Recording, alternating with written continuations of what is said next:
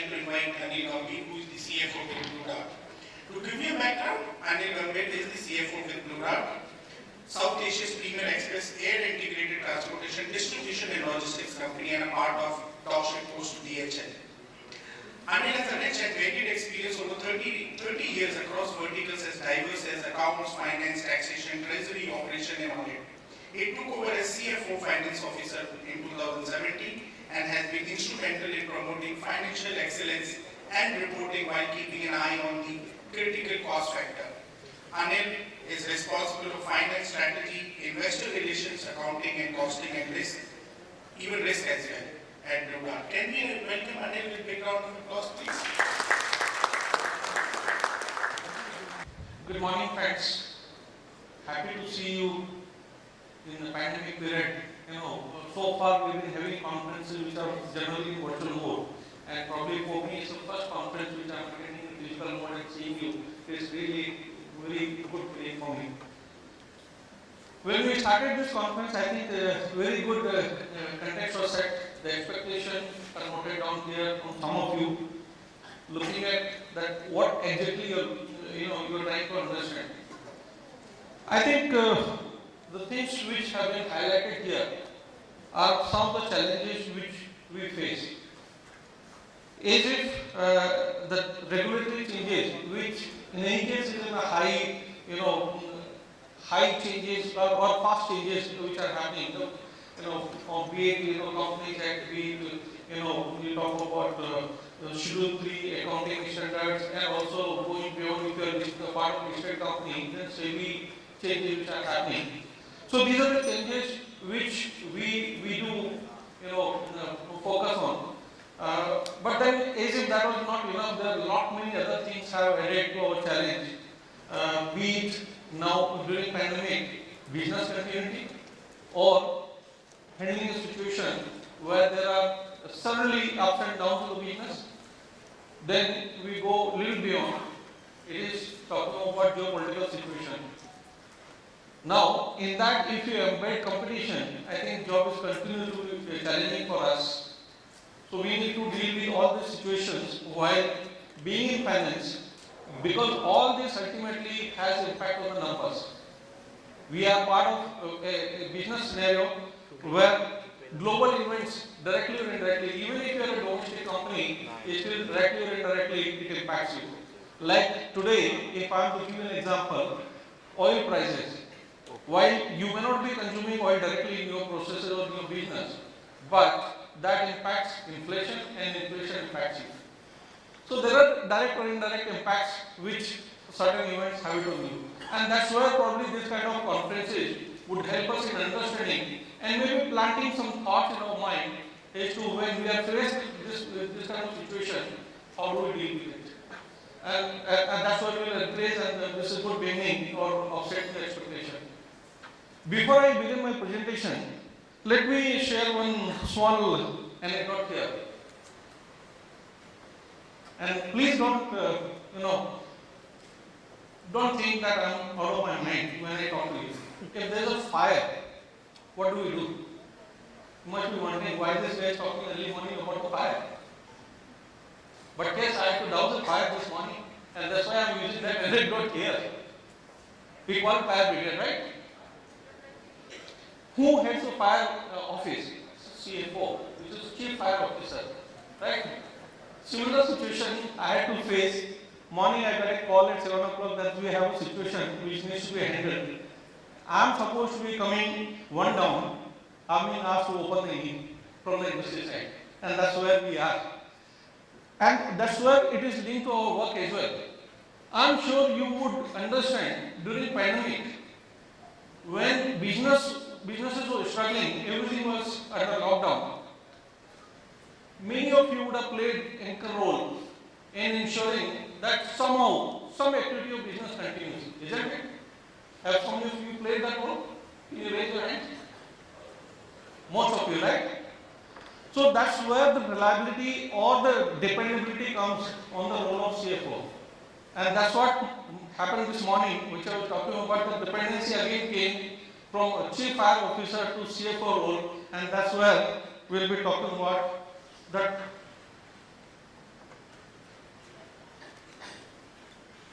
role of a CFO in modern era. We know traditionally when organizations start in the initial phase of organization, the role used to be bookkeeper. From there on, role continued to improve, and it went on to moving on from bookkeeper to compliance officer to risk officer to handling treasury to investors relation, then M&As and stuff like that. It's only adding. It's one-way traffic. I'm sure many of you would know that whatever has come to CFO's table, it has got added to that role. There's no reduction in the role.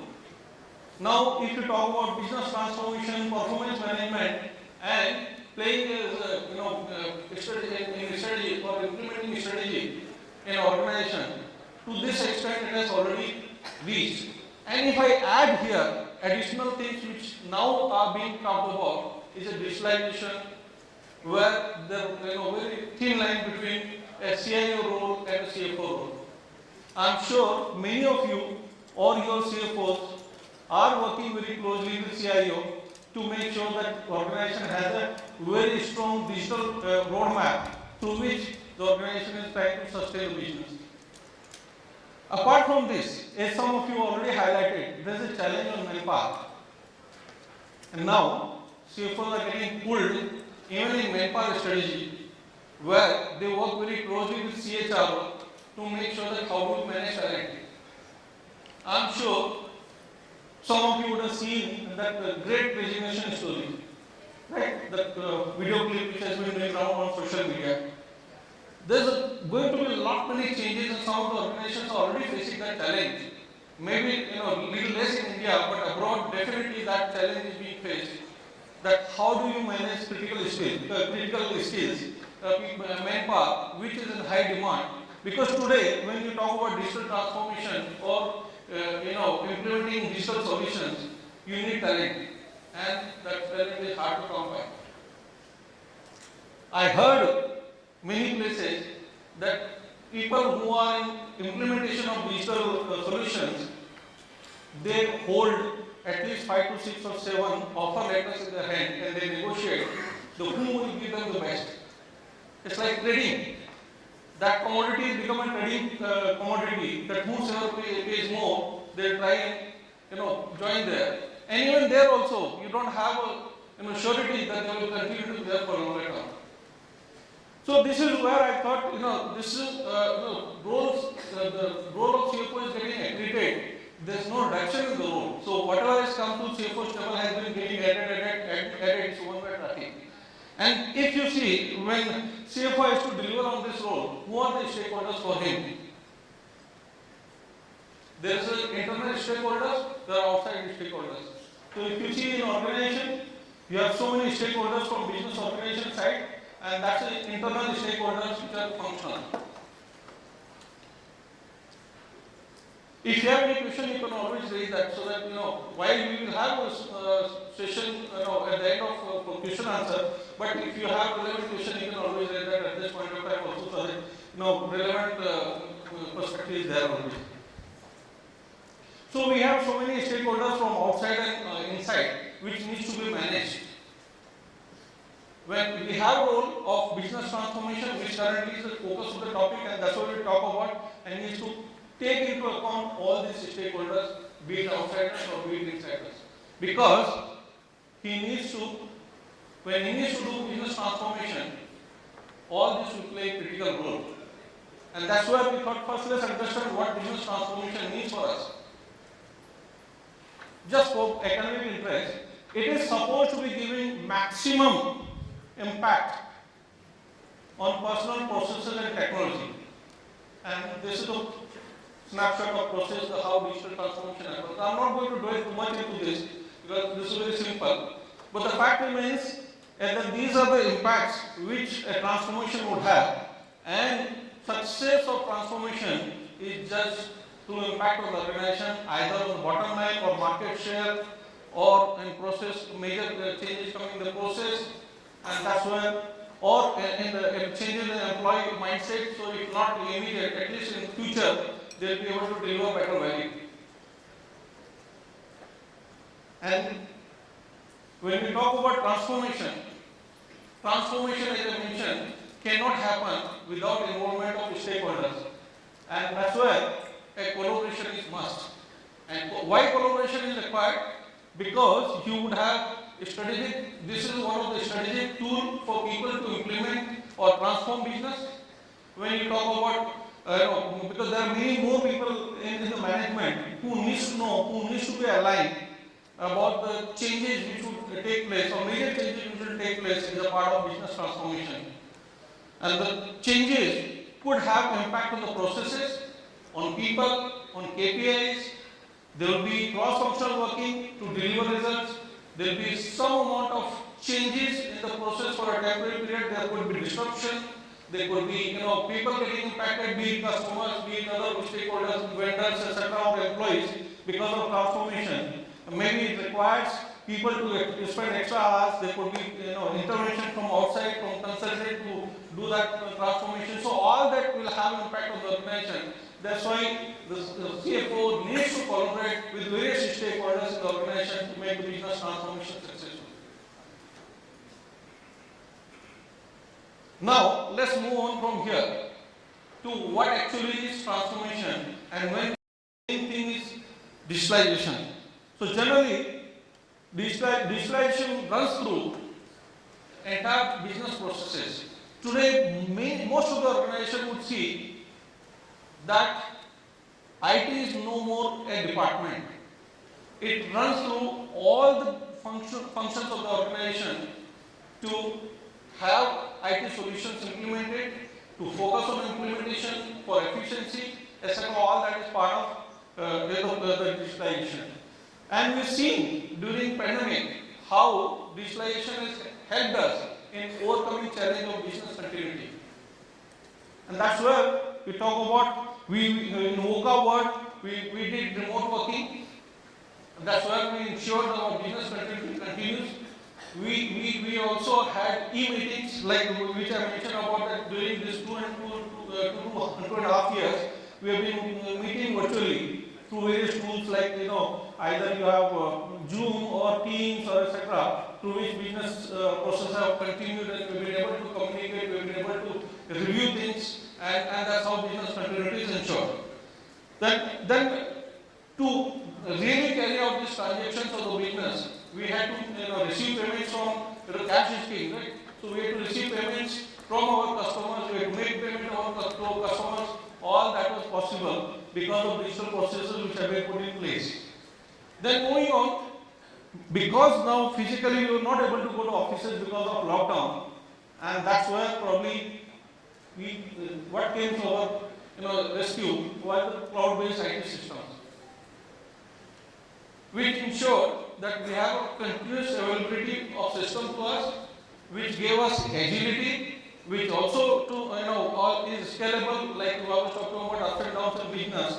When you have high volume, you can always scale up. If you have a volume, or somewhere slow down, you can always scale down your requirement, and that becomes a cost effective for us. So that's where it provides agility, and that's what becomes a tool even for future, because all of us would agree that businesses are going to see this kind of uncertainties. We cannot say what we used to have it in the past, that you have your certain, your 5-year plan, your 10-year strategy.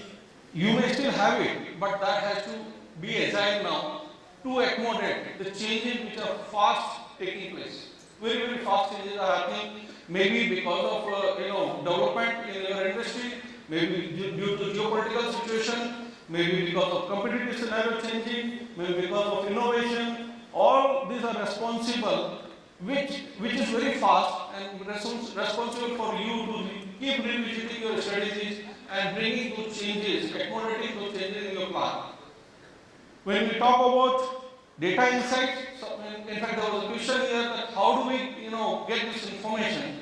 I think dashboards which are linked to your automation, if you have a strong digital strategy for your organization, can give you all sorts of output on dashboards, which can help you analyzing situation, or data analytics can be done on that to get greater insights, which hitherto may not be possible. And mind you, it is not just the financial information. Now on dashboard you can get non-financial information as well, which may be impacting your business.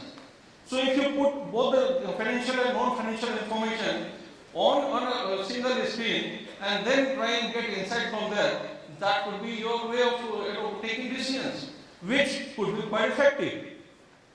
Because not necessarily that all the insights you may get through data, because there's a lot more influence which is caused by various non-financial information. So that leads to agile working. Then we have, somebody already talked about scarcity of talent. Obviously automation would pave path for future working, where you could have robotics, you could have drones doing physical work, and that's why we have talked about physical workforce. Physical workforce is somewhere you will need skilled people to work, which is where the value addition will happen. At the same time, you have various technological tools doing the job, not physically but virtually. Like robots can do sorting in our kind of industry. It could do all sorts of sorting, warehousing management, etc. Similarly, for deliveries, drones can be used. So that's kind of which could help us in a VUCA world to continue our business, and also that's going to be way forward. Now, if CFO is a navigator, a CFO has to navigate that through various functions. He needs to not only, when he has to work on a strategy, he has to make sure that a strategy, when the digitalization is part of a strategy, that has to be executed to make sure the desired results are achieved by the organization through various means, be it using cross-functional team and making sure that desired results are achieved by the organization, works very closely with CEOs, or providing inputs from various teams, be it from his own finance team or from the cross functions. Last but not the least, I would say that if CFO, this digital or the transformation culture has to continue, there has to be openness in the organization, which ensuring that we need to continue to innovate, and for innovation we need to have a enabling platform or an enabling environment in the company, which would be that we ensure when somebody gives an idea, those ideas are noted, they are made responsible for implementation. In fact, that will help us developing future leaders. So if there is an idea and the person knows the context of idea, if he himself is asked to lead that idea, if he has a capability, I think that will develop him as a good leader. So, and when the idea is put up to him, he should make sure that idea is put to implementation at the fast. Yes, there could be failure. Not every idea is successful, but that kind of openness has to be there in the organization to accept idea and act fast and ensure that that gets implemented. Then the last, there are 2-3 points. I'll just have 2 minutes on this. So when we talk about in teams, I think team also needs to have right skill sets, and right skill set cannot be acquired once. You need to keep relearning, unlearning, because technology is changing very fast. Somebody mentioned about the technology is changing fast. Yes, it will continue to change fast. The dynamics are such. We need to make sure that we implement all the solutions faster and derive ROI from them before it becomes obsolete. And then you are able to adopt newer technology, which could give much better efficiency. And that's where openness has to be there. Promote cross-functional working, because the teams have to, because when you talk about any changes or any digitalization in the process, that may work, that may impact various other functions. So we need to ensure that there is a cross-functional working, there is a cohesive working environment which takes care of other functions need and the productivity requirement or efficiency requirement, or there is a buy-in from there, so that it helps them as well. Think time every day, which is like provide time for ideas so that new thoughts comes in which could help organization moving ahead. Last but not the least, we say that we need to be the change warrior. We should allow, things what we want to see the change. We should be first walking the talk. If we ourselves ask others only to do it, probably it may not be fully successful. So walk the talk kind of scenario has to be there, where you lead the change so that team gets motivated and he sees that leaders are working with them to drive the change, be it transformation or be it digitalization process or digital solution which our organization is adopting. With that, I will end my session. If the question answer, happy to repeat that, or even after that also we can. Yes. Okay, do we have questions? No questions. Sure.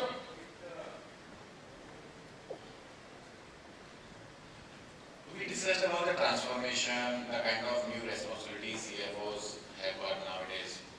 Now, I used to wonder always during my past decades of experience with the team, with the outsiders also.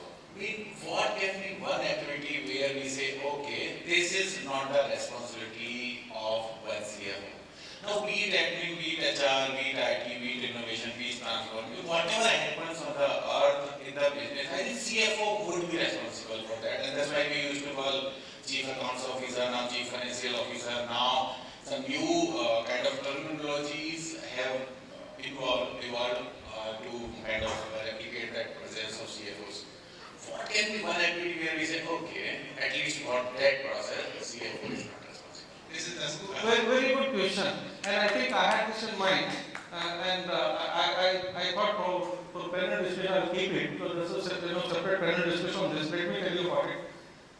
The role of captain is not part of CFO's role at this point of time. Captain is always going to be CEO. Rest everything will come to the table of CFO. Hope that answers the question in one line. Okay, thank you, sir. Please stay back for a few seconds. Can I request Mr. Raj Kothari